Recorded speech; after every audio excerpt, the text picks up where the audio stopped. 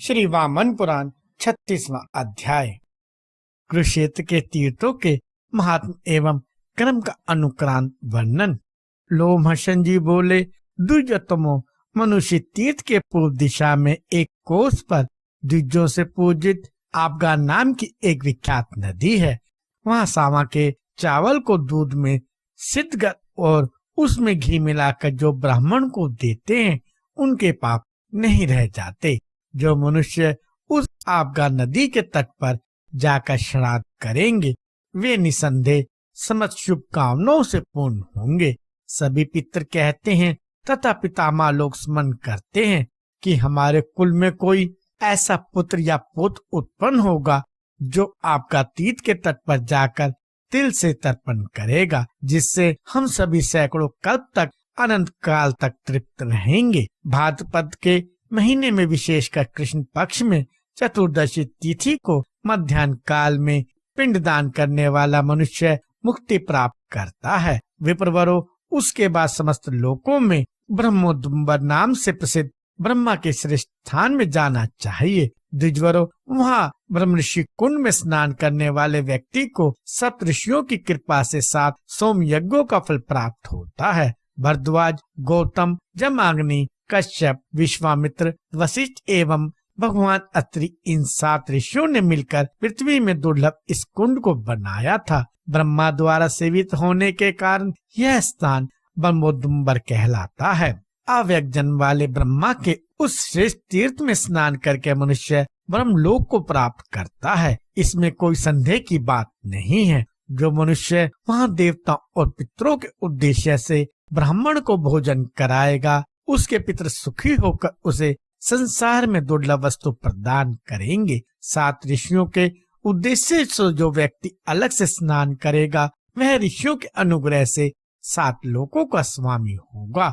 वहाँ सभी पापों का विनाश करने वाला विख्यात कपिल स्थल नामक तीर्थ है, जहाँ वृत्त केदार नाम के देव स्वयं विद्यमान है। वहाँ स्नान करने के बाद डिंडिक के साथ रुद्र देव का अर्चन करने से मनुष्य को अंतर्ध्यान की शक्ति प्राप्त होती है और वह शिवलोक में आनंद प्राप्त करता है। जो व्यक्ति उस स्थान पर तर्पण करके डिंडिक भगवान को प्रणाम कर 3 चुल्लू जल पीता है वह केदार तीर्थ में जाने का फल प्राप्त करता है। जो व्यक्ति वहाँ शिव जी के उद्देश्य से चैत शुक्ला चतुर्दशी तिथि में श्राद्ध करता है वह परम पद मोक्ष को प्राप्त कर लेता है। उसके बाद कलसी नाम के तीर्थ में जाना चाहिए, जहाँ भद्रा, निंद्रा, माया, सनातनी, कात्यायनी रूपा दुर्गा देवी स्वयं अवस्थित है। कलसी तीर्थ में स्नान कर उसके तीर पर स्थित दुर्गा देवी का दर्शन करने वाला मनुष्य दुस्तर संसार दुर्ग सांसारिक भव बंधन को पार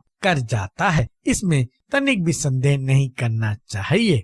दुर्गा देवी के दर्शन के बाद तीनों लोकों में दुर्लभ सरक तीर्थ में जाना चाहिए। वहाँ कृष्ण पक्ष की चतुर्दशी तिथि को महेश्वर देव का दर्शन करके मनुष्य अपने सभी मनोरथों को प्राप्त करता और अंत में शिवलोक में चला जाता है। द्विश्रेष्ठों, सरक तीर्थ में 3 करोड़ तीर्थ विद्यमान है।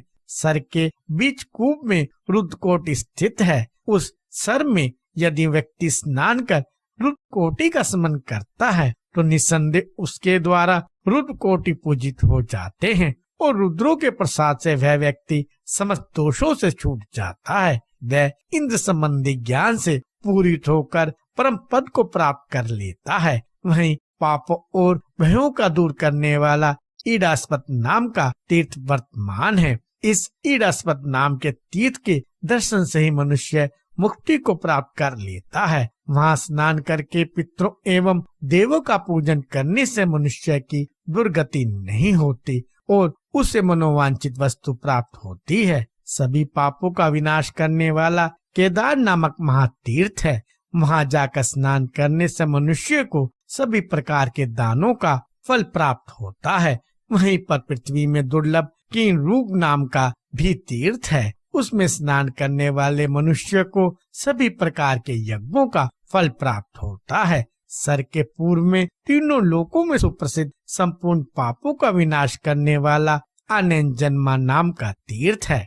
नरसिंह का शरीर धारण कर शक्तिशाली दानव हिरण्याक्ष का वध करने के बाद विष्णु पशु योनि में स्थित सिंहों में प्रेम करने लगे। उसके बाद गंधर्वों के साथ सभी देवताओं ने वरदाता शिव की आराधना कर साष्टांग प्रणाम करते हुए विष्णु से पुनः स्वदेह स्वरूप धारण करने की प्रार्थना की। उसके बाद फिर महादेव ने शरभ सिंहों से भी बलवान पशु विशेष का रूप धारण करके नरसिंह से हजारों दिव्य वर्षों तक युद्ध किया कराया। दोनों देवता आपस में युद्ध करते हुए सरोवर में गिर पड़े। उस सरोवर के तीर पर स्थित अश्वत्थ पीपल वृक्ष के नीचे देवर्षि नारद ध्यान लगाए बैठे थे। उन्होंने उन दोनों को देखा। फिर तो विष्णु चतुर्भुज रूप में और शिवलिंग रूप में परिवर्तित हो गए। उन दोनों पुरुषों देवों को देखकर उन्होंने भक्ति भाव से उनकी स्तुति की। नारद जी ने स्तुति की, देवादिदेव शिव को नमस्कार है, प्रभावशाली विष्णु को नमस्कार है, स्थिति प्रजा पालन करने वाले श्री हरि को नमस्कार है, संहार के आधारभूत उमापति भगवान शिव को नमस्कार है, बहुरूपधारी शंकर जी एवं विश्व रूपधारी विश्व आत्मा विष्णु को नमस्कार है, परम सिद्ध योगीश्वर शंकर एवं ज्ञान के मूल कारण भगवान कृष्ण को नमस्कार है। मैं धन्य तथा सदा पुण्यवान हूँ, क्योंकि मुझे आज आप दोनों श्रेष्ठ पुरुषों देवों के दर्शन प्राप्त हुए।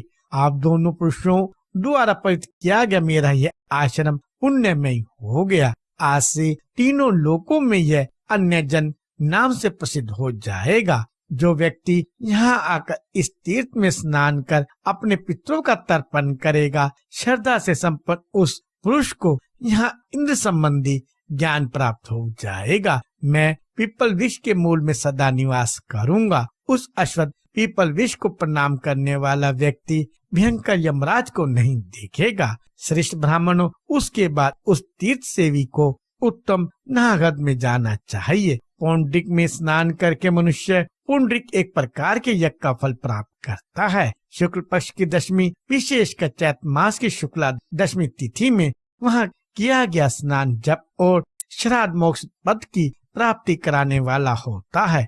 पुंडरिक में स्नान करने के बाद देवताओं द्वारा पूजित त्रिविष्टप नामक तीर्थ में जाना चाहिए। वहाँ पापों से विमुक्त करने वाली पवित्र वैतरणी नदी है। वहाँ स्नान कर शूल पानी विषध्वज शिव की पूजा कर मनुष्य समस्त पापों से मुक्त हो जाता है तथा विशुद्ध होकर निश्चय ही परम गति को प्राप्त कर लेता है। विप्रश्रेष्ठों, तत्पश्चात सर्वश्रेष्ठ रसावत तीर्थ में जाना चाहिए। वहाँ भक्ति सहित स्नान करने वाला सर्वश्रेष्ठ सिद्धि मुक्ति प्राप्त करता है।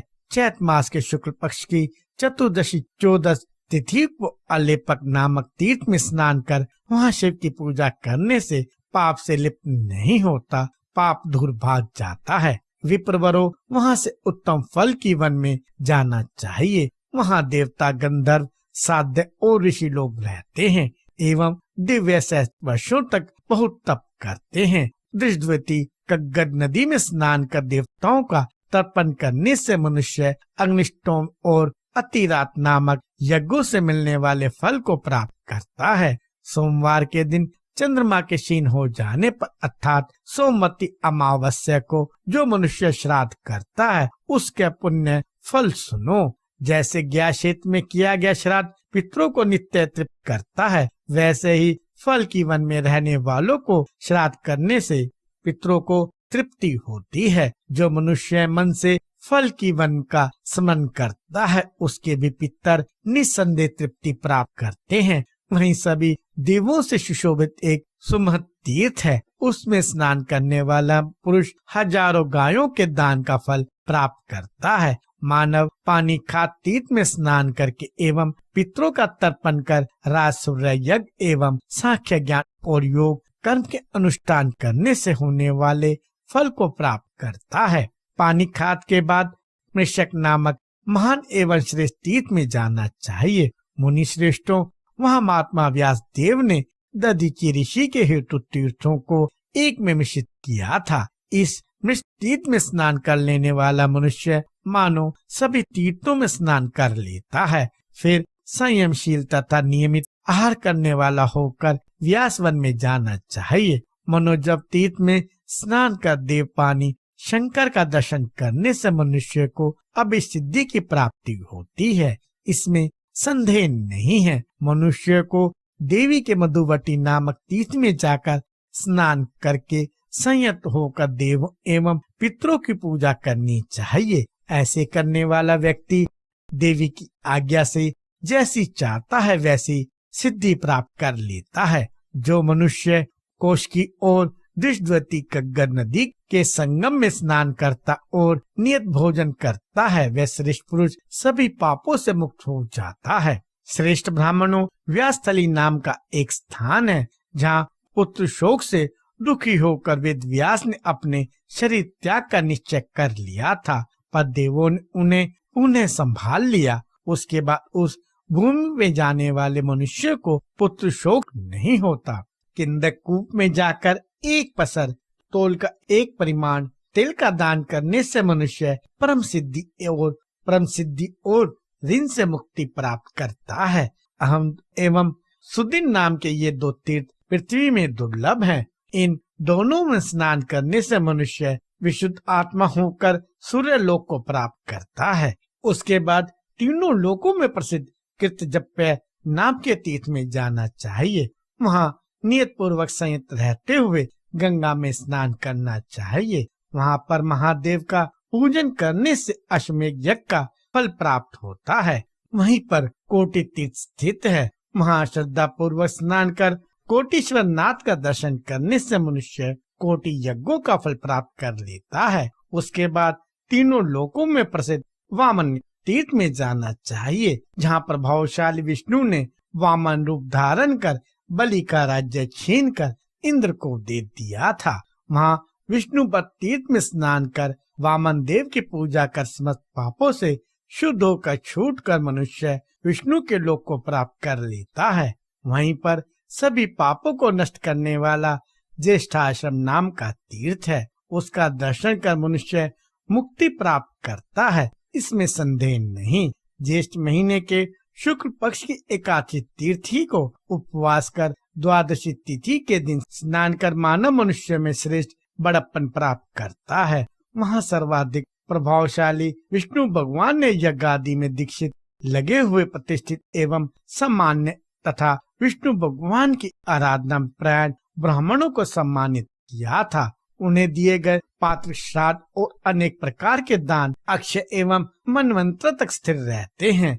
वहीं तीनों लोकों में विख्यात कोटि तीर्थ है। उस तीर्थ में स्नान कर मनुष्य करोड़ों यज्ञों के फल को प्राप्त करता है। उस तीर्थ में कोटीश्वर महादेव का दर्शन कर मनुष्य उन महादेव की कृपा से कान पत्य पद गणनायक की उपाधि प्राप्त करता है। और वहीं महात्मा सूर्य देव का महान तीर्थ है। उसमें भक्ति पूर्वक स्नान का मनुष्य सूर्य लोक में महान माना जाता है। श्रेष्ठ ब्राह्मणों, कोटि तीर्थ के बाद पाप का नाश करने वाला कुलोत्तारण तीर्थ में जाना चाहिए, जिसे प्राचीन काल में विष्णु ने वर्णाश्रम धर्म का पालन करने वाले मनुष्यों को तारने के लिए बनाया था। जो मनुष्य ब्रह्मचर्य व्रत से विशुद्ध मुक्ति की इच्छा करते हैं, ऐसे लोग भी उस तीर्थ में जाकर परम पद का दर्शन कर लेते हैं। ब्रह्मचारी, गृहस्थ, वानप्रस्थी और सन्यासी वहाँ स्नान कर अपने कुल के 7+7+7 यानी 7 से 21 पूर्व पुरुषों का उद्धार कर देते हैं।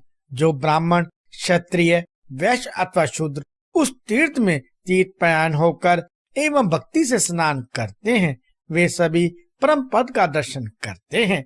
और जो दूर रहता हुआ भी वामन सहित कुरुक्षेत्र का स्मरण करता है, वह भी मुक्ति प्राप्त कर लेता है। फिर वहाँ निवास करने वालों का तो कहना ही क्या। श्री वामन पुराण में 36वां अध्याय समाप्त हुआ।